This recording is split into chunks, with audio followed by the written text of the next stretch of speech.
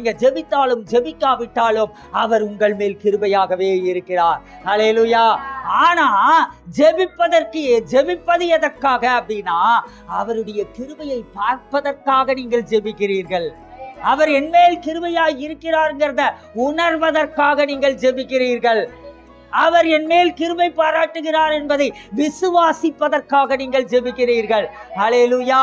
அப்போ நாம் ஜெபிப்பதும் ஆராதிப்பதும் துதிப்பதும் ஆவிக்குரிய காரியங்களை செய்வதும் ஆண்டவருடைய கிருபை என் மேல பெருகிறதுக்காகவும் ஆசீர்வாதம் என் மேல பெருகிறதுக்காகவும் நான் அதை செய்யல.